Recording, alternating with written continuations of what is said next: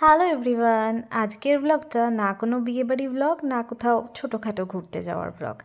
এটাকে travel blog বলবো কি জানি না, কিন্তু আজকের ব্লগটা হচ্ছে আমাদের ময়নাগুড়ি শো করতে যাওয়ার একটা ব্লগ। আমরা অর্ধনারীশ্বর টিম স্বপ্ননীড়ের পক্ষ থেকে ময়নাগুড়ি চলেছি দুটো গাড়িতে। একটা গাড়িতে আমাদের দেখলে আমি সহস্রাব্দী আর মাম ছিলাম, আর একটা গাড়িতে ছিল সকলে, আর গপু সোনাও ছিল। আমরা তো আনন্দ মজা করতে করতে, নাচ গান করতে করতে এই গাড়িতে যাচ্ছিলাম, আর ওই গাড়ির আপডেটও আমরা পাচ্ছিলাম, আমাদের গ্রুপে সেটা দেওয়া হচ্ছিল।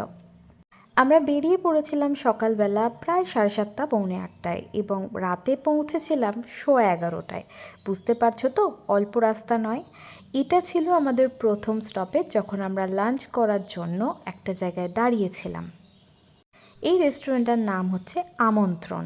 এক্স্যাক্ট লোকেশনটা এই মুহূর্তে বলতে পারছি না, তবে সস্তায় পুষ্টিকর যে ধাবাগুলো হয়, এটা হচ্ছে তার মধ্যে একটা। খাওয়া দাওয়া সেরে আমরা পৌঁছে গিয়েছিলাম ফারাক্কা বাঁধ, কারণ নর্থ বেঙ্গল যেতে গেলে এই জায়গা দিয়ে যেতে হয়। যেহেতু জ্যাম পড়েছিল, সেই জন্য আমরা টুক করে নেবে কিছু ফটো ক্লিক করি আর এই সুন্দর দৃশ্যটা ক্যাপচার করেছিলাম। রাস্তার পাশে রেল লাইন খুব কম জায়গাতেই কিন্তু ওয়েস্ট বেঙ্গলে দেখা যায়, এই জায়গাটা যেরকম একটা।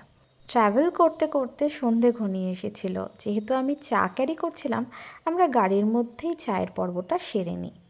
আর এই যে অন্ধকার রাস্তাটা দেখছো, এটা একটা বাইপাস আমরা যেটা ইউজ করেছিলাম, এবং গ্রামের মধ্যে দিয়ে একটা অন্যরকম রোমাঞ্চকর অভিজ্ঞতা। খুব খিদে পেয়ে গিয়েছিল, সেই লাঞ্চ করেছি কখন, তাই একটু স্ন্যাক্স কিনে নিয়েছিলাম।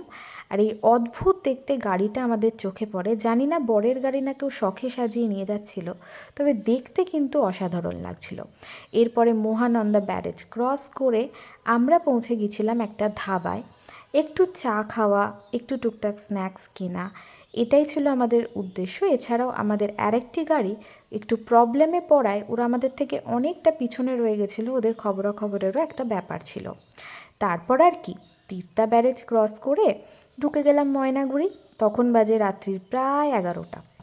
এখানে আসার পর যারা অর্গানাইজাররা, তারা আমাদের রিসিভ করে নিয়েছিল। যেহেতু এটা একটা কম্পিটিশন, আরও নানান দল এখানে এসেছিল, তারা যেখানে খাচ্ছিল আমরাও সেখানেই চলে গিয়েছিলাম। আর এই ছিল আমাদের রাতের মেনু। তারপর ওই 11:30টার আশেপাশে আমরা পৌঁছে গিয়েছিলাম যেখানে আমাদের থাকার ব্যবস্থা করা হয়েছিল। জায়গাটা খুবই সুন্দর, রুমটা প্রচণ্ড স্পেসিয়াস। এখানে অনায়াসে 7 জন তো থেকে যাওয়াই যায়। আমরা যেরকম 6 জন এই রুমে ছিলাম। আর আমাদের একটা দল প্রায় রাতে 2টোর সময় ঢুকেছিল। ওদের গাড়ির কিছু ফল্ট হয়েছিল, প্লাস ওরা বাইরে খেয়েই এসেছিল। আনন্দ উচ্ছ্বাস হচ্ছিল, কারণ অ্যাট লাস্ট ওরা পৌঁছেছিল। আজ এটুকুই।